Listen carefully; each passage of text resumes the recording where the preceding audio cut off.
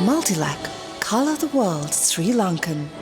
කිසිදු පෝල්මක්කාර උරුමක්කාරීත්වයකින් මුදල් අමාත්‍යංශ අමාත්‍යවරයාට හෝ එහි ලේකම්වරයා ආටිකලට පවරලා නැහැ. You're watching the Life Traveller channel.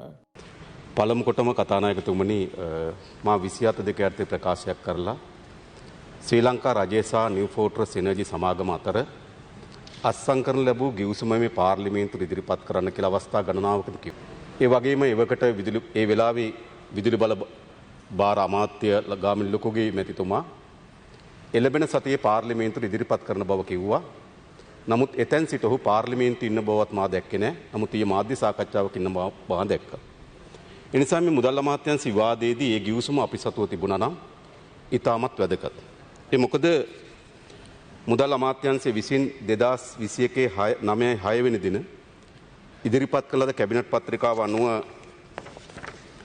එහි 8.2 වගන්තිය අනුව ඒ කැබිනට් පත්‍රිකාව මා සතුව තින අත්සන්කලේ බැසිල් රාජපක්ෂ පාර්ලිමේන්තු මන්ත්‍රී මුදල් අමාත්‍ය 8.2 වගන්තිය අනුව භාණ්ඩාගාරයේ ලේකම්තුමාට බලයක් දෙනවා නිව් ෆෝර්ට්‍රස් එනර්ජි සමාගම සමග ගිවිසුමක් අත්සන් කරන්න කියලා.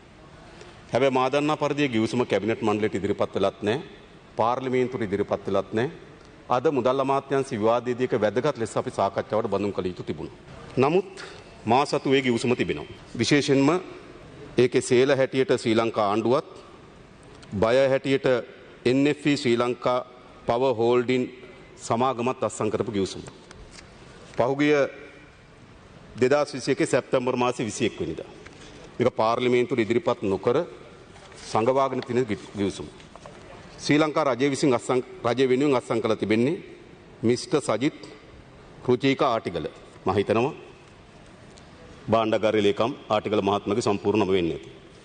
ඒතර මේ ගිවිසුම තමයි මේ පාර්ලිමේන්තුවට ඉදිරිපත් කරන්න කියලා අපි අවධාරණය කරේ. ඒ මොකද මේක පෞද්ගලික දේපල පවරා දීම පිළිබඳ ගිවිසුමක් නෙවෙයි.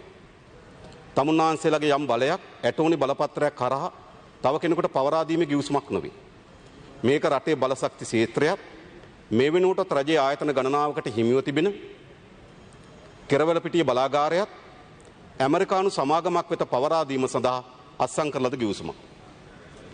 ඒ නිසා මේ ගිවිසුම පාර්ලිමේන්තුවට ඉදිරිපත් කිරීම ප්‍රජාතන්ත්‍රවාදයේ අගයන මහජන නියෝජිතයන්ගේ මේ පාර්ලිමේන්තුවේ මහජන පරමාධිපත්‍ය පිළිබඳ විශ්වාස කරන ඕනෑම ආණ්ඩුවක් විසින් කළ යුතු දෙයක්.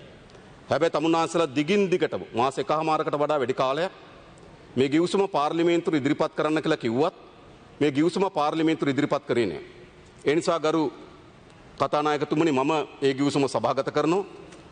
අමාත්‍යවරයා හෝ ඒ කියන්නේ මෙම ගිවිසුම අත්සන් කරපු මුදල් අමාත්‍යාංශ අමාත්‍ය බැසිල් රාජපක්ෂ මැතිතුමා හෝ මෙම ගිවිසුමෙන් විශාල බලපෑමක් වෙන විදුලි බල අමාත්‍යාංශයේ අමාත්‍යවරයා ගාමිණී ලොකුගේ මහත්මයා හෝ මේ පාර්ලිමේන්තුවට ඉදිරිපත් නොකලත් මා විසින් ඒ ගිවිසුම සභාගත කරනවා.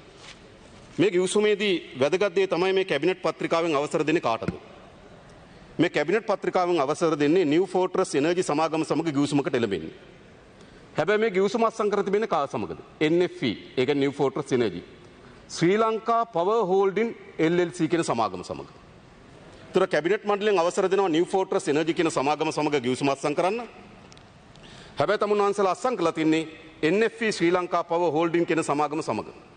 ඒ නිසා ගරු කතානායකතුමනි කැබිනට් මණ්ඩලයෙන් බලය දෙන ලද සමාගම සමග නෙවෙයි මේ ගිවිසුම අත්සන් කළා තිබෙන්නේ. අතිරේක වශයෙන් ශ්‍රී ලංකා පවර් හෝල්ඩින් කියන සමාගමක් ඇමරිකන් එක්සත් ජනපදයේ ලියාපදිංචි කරනවා. ඇමරිකන් එක්සත් ජනපදයේ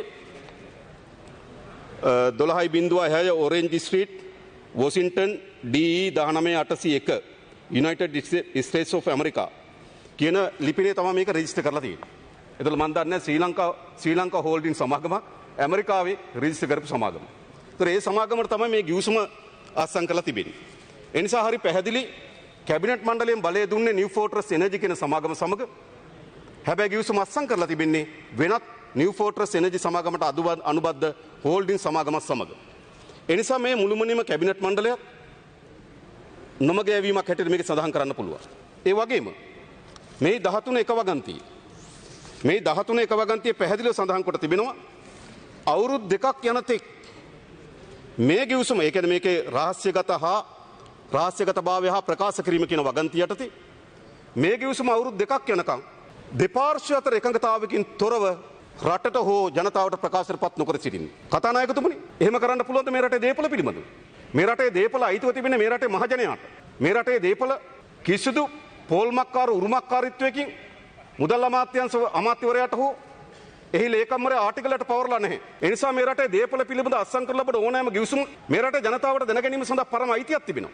හැබැයි තමුන්නාන්සේලා 13ක වගන්තිය දානවා.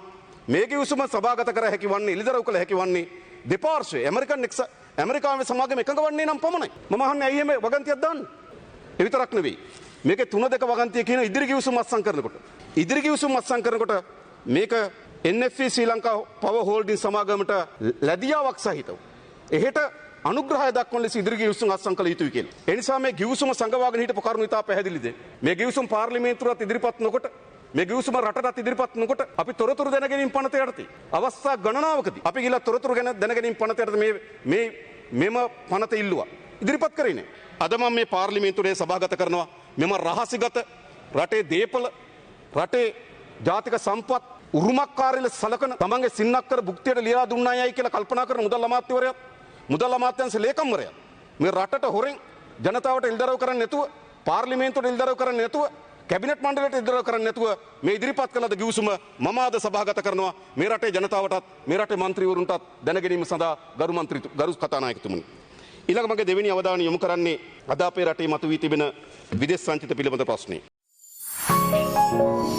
You're watching the Life Traveller channel.